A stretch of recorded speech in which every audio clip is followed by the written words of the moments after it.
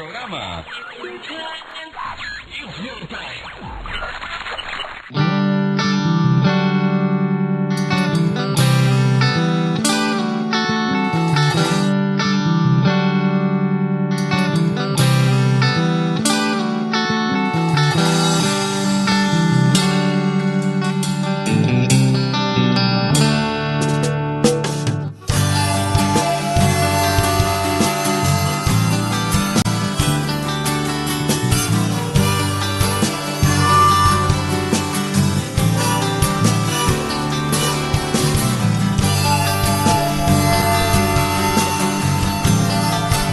Sabia que eu nunca saí daqui? Eu também não. Eu queria voar para bem longe. Eu não, queria ficar bem aqui na terra firme. Eu também gosto daqui. Ah, é? Sim, mas eu quero ser piloto de avião. Isso todo mundo sabe, né, Paulo Henrique? Eu preciso respirar novos ares. Eu quero mesmo morar lá no céu.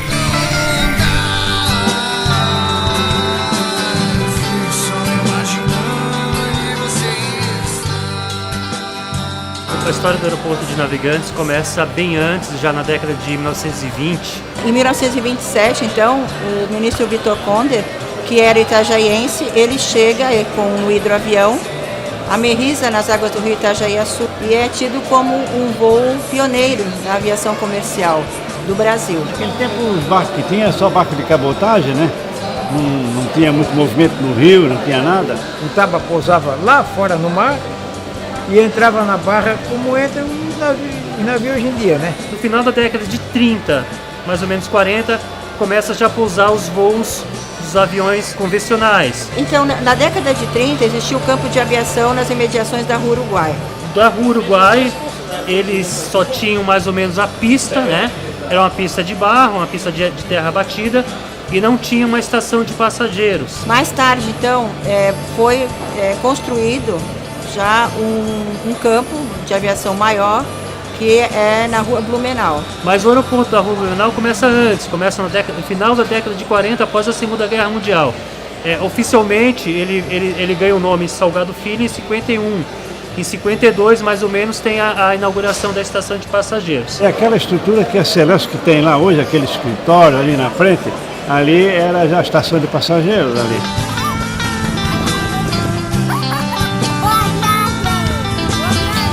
O aeroporto era pequenininho, o avião ficava pertinho das pessoas. A separação, por exemplo, do pátio quando as aeronaves ficavam, era uma cerquinha de madeira, né? Nos finais de semana, na época da Farra do Boi, chegava a ter mais de 1.000 pessoas na pista para fazer a Farra do Boi. E um guarda-campo, coitado, você corria com o pessoal do lado de dentro. Não tinha que apresentar documento, não tinha revista. O avião ele voava numa altitude baixa. Então, muitas vezes, as pessoas podiam até abrir a janela do avião. Quando ele alcançava lá uma altura X, a luz do proibido de fumar se apagava e estava liberado, podia fumar. Todo mundo fumava dentro do avião. Em 60, na década de 60, já começa a ter os problemas, questão do aumento de pista, alguns voos não conseguem pousar aqui. Em Itajaí não tinha um lugar para fazer um aeroporto assim, que pudesse operar um avião maior. Então veio a ideia de fazer um aeroporto nas proximidades. Os empresários, não só de Itajaí, principalmente do Vale de Itajaí, de Blumenau, de Gaspar, de Indaial, eles reivindicavam um aeroporto maior. Se pensou em construir um aeroporto para o lado de cá do rio, que na época então era o bairro de Navegantes, que pertencia ao município de Itajaí.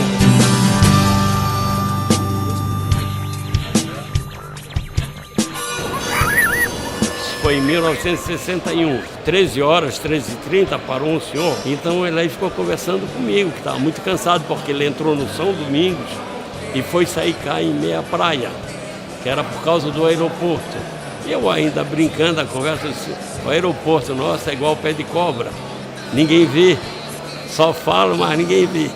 Ele disse, não, vai sair, vai começar agora. Aí esse processo foi muito demorado para a construção da pista e a inauguração, a transferência para o aeroporto, demorou mais de 10 anos. Nesse tempo, Navegantes se emancipou. Se soubessem que Navegantes iria fazer essa luta em busca da sua emancipação política, eles teriam buscado um outro local dentro do município de Itajaí, né, para não perder essa instalação. Em 1961 começaram a derrubar o mato, abrir a estrada, procurar os donos para fazer a indenização do terreno.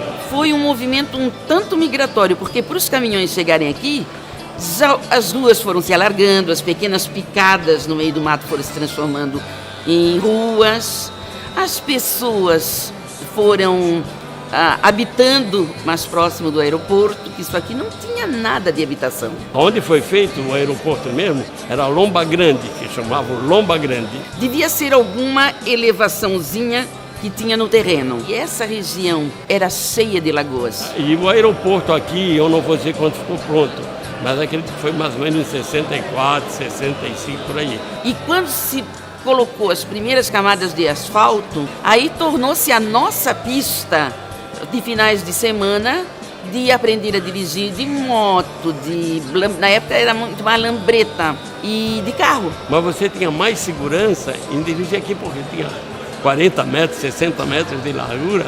Eu acho que a geração da minha idade, toda a escola, a autoescola, que não existia em Navegantes, foi a própria família aqui no aeroporto. Era uma beleza. Era uma pista muito grande, muito tranquila, né? Em Itajaí tinha duas pistas, uma de 950 metros e outra de 850 metros. E ela era um formato de cruz. Podemos dizer assim que o aeroporto de Navegantes hoje é uma continuação do aeroporto Salgado Filho, né? Até mesmo pela localização geográfica, de mudança, né? Houve apenas uma mudança de uma cidade para outra.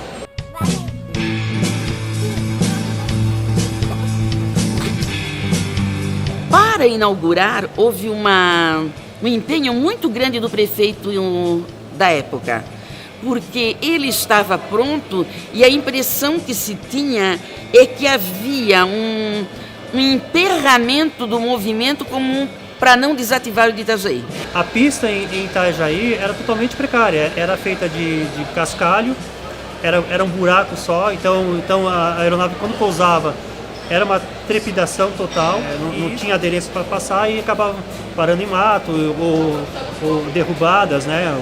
Isso acabou tendo acidentes graves até com mortes. Depois, quando vira a necessidade, então, um toque de mágica, resolveram passar para cá e veio tudo correndo para cá. Nós trazíamos tudo, não tinha nem luz aqui no aeroporto. A parte da manhã, nós trabalhamos lá até meio-dia. Atendemos o avião até meio-dia normal. E na parte da tarde já foi atendido o avião aqui no quarto, aqui. Já se mudamos tudo no mesmo à tarde, tudo para aqui, atendemos o avião à tarde. Uau. Aí ficou normal aqui. O último voo que saiu de Itajaí foi no dia 12 de março de 1970. Era um domingo ensolarado. Foi às 8 horas da manhã. O avião da Varig foi abastecido e viajou para São Paulo. Nesse domingo o pessoal começou a fazer a mudança.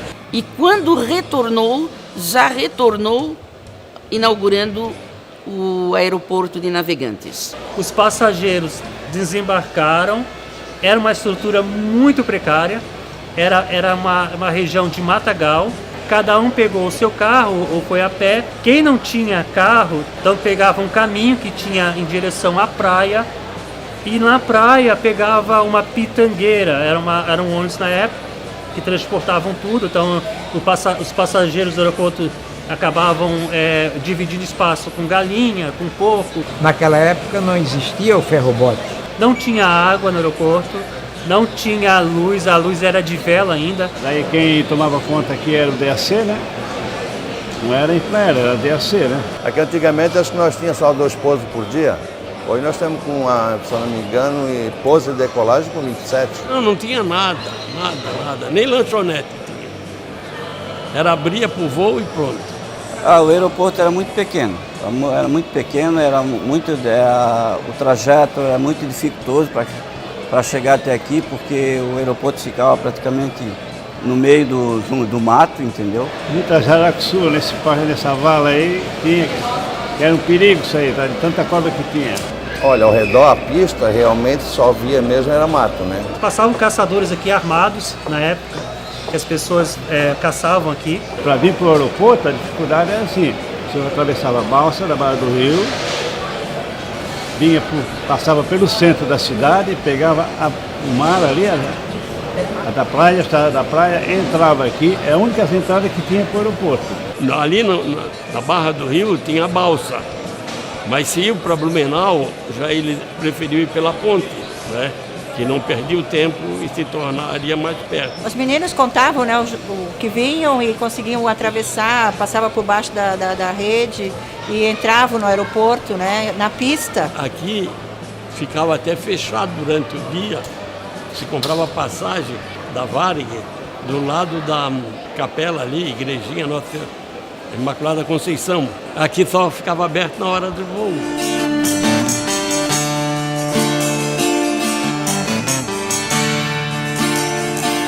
E ficou numa situação precária até 75.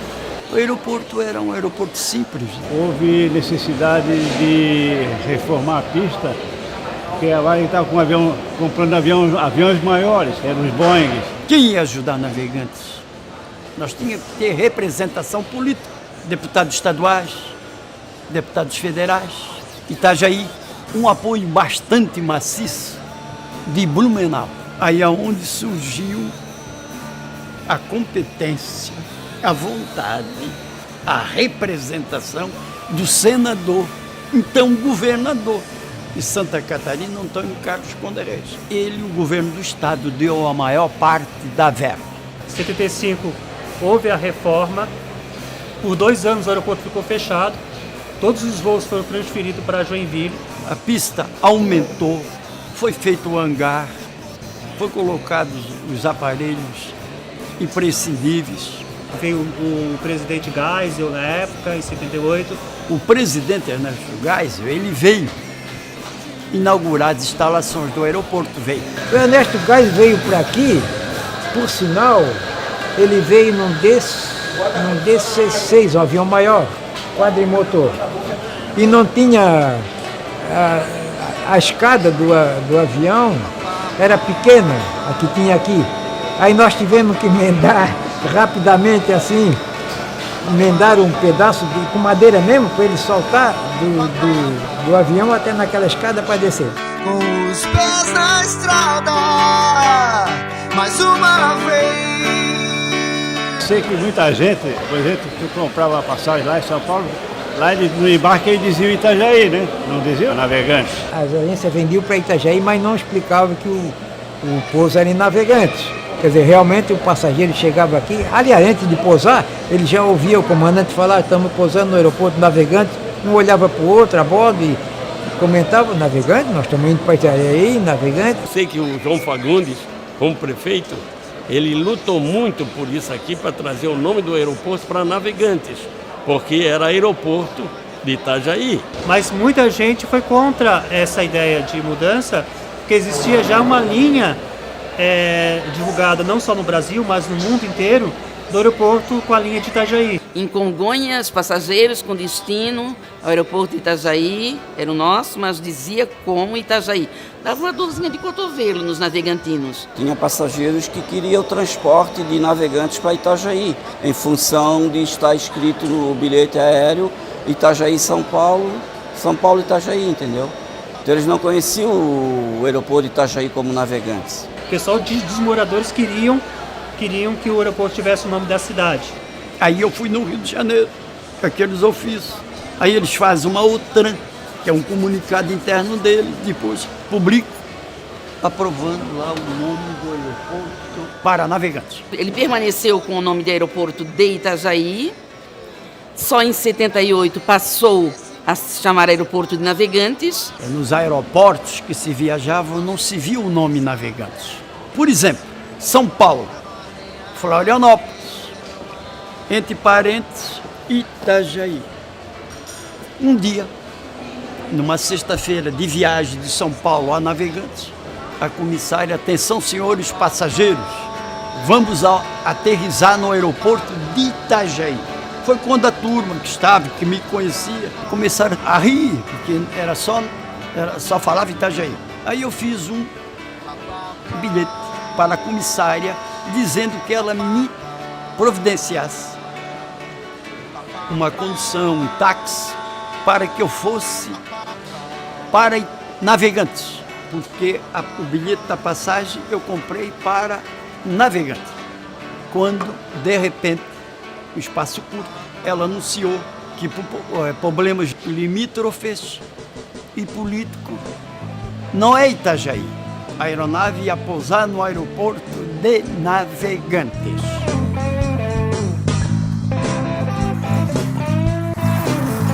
Na época nós tínhamos um avião que fazia o voo postal, era feito com o YS-11, ele chamava o avião de Samurai, né? E ele estava fazendo um pouso aqui, ele vinha de Campinas, naquela época, e tinha um nevoeiro em cima da pista, mas dava para fazer o procedimento. Aí o comandante tentou pousar e acabou descendo fora da pista ali, pousou na grama, né? E aí quebrou o trem de pouso, tanto o frontal como o lateral, né? Aí a aeronave acabou se arrastando praticamente aqui do centro do aeroporto até quase que o final da pista, entendeu? Isso já faz também alguns anos que ele queria muito ser piloto, trabalhar nos aviões. Então ele começou a vir aqui no aeroporto, ele varria o chão, começou a ter conhecimento com as pessoas, foi fazer um curso de mecânico e ele estava vindo para casa. A mãe dele já estava esperando ele para o almoço, morava aqui bem pertinho. O helicóptero, né, que ele estava vindo, bateu no morro e morreu o rapaz e morreram todos que estavam no helicóptero. Se eu não me engano, eram 3 japoneses que estavam dentro, que eles vieram aqui para Blumenau fazer um negócio aí, né? Até naquele tempo o tempo estava fechado, aí eu vi quando eles passaram aqui em cima ainda, que eles foram fazer a volta para fazer o pouso, aí quando chegaram no Hotel Costa ali, eles caíram. E era um avião da Força Aérea que tinha caído, ele não conseguiu aterrissar na pista, ele foi parar lá no banhado, lá para dentro, né? E aí quando nós chegamos, era um avião que estava com paraquedistas e eles estavam dentro do avião. O avião da Gol estava chovendo, né? Aí deslizou e ele freou e foi de lado na cerca. Foi numa roça de milho ainda por cima.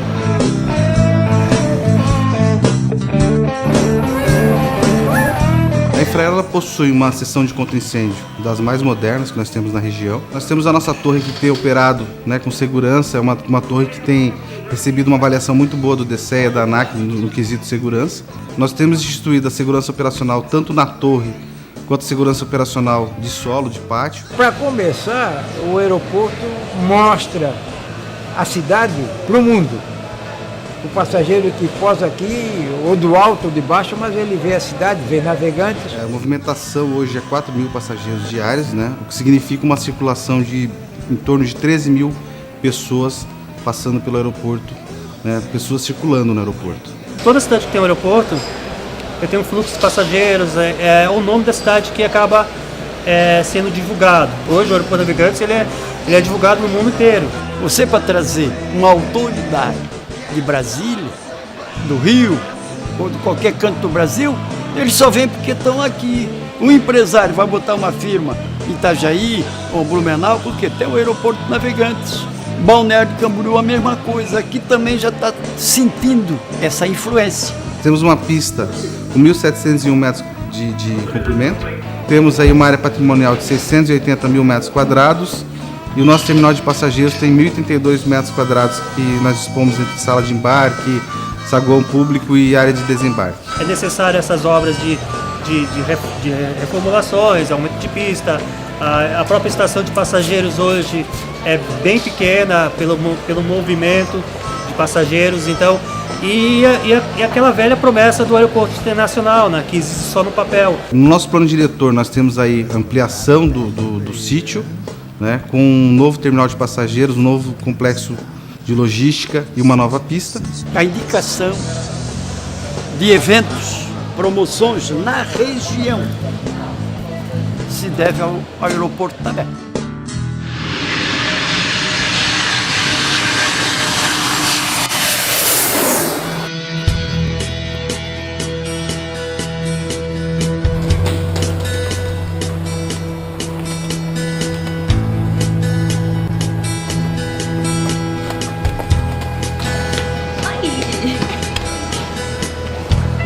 Tá ouvindo? Não, o quê?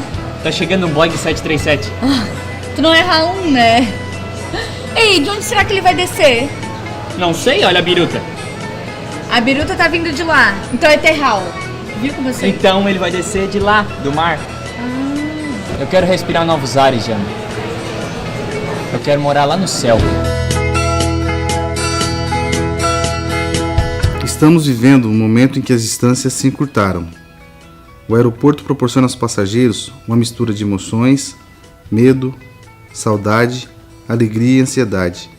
Não é difícil flagrar situações de pessoas que circulam por aqui e entre chegadas e partidas esboçam sorrisos e lágrimas.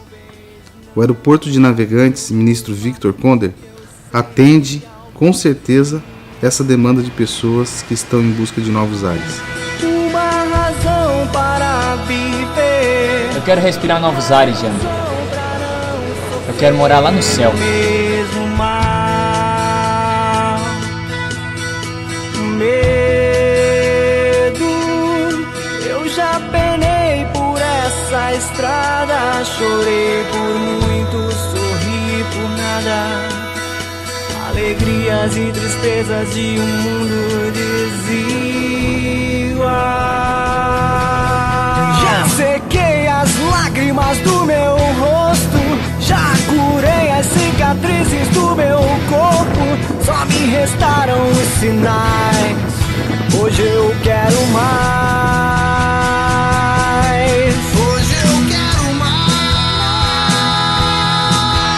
Ver mais.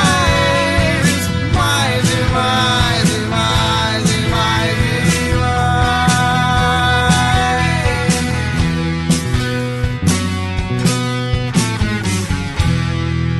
Coloquei os pés no asfalto. Hoje eu quero voar bem alto, eu quero mais.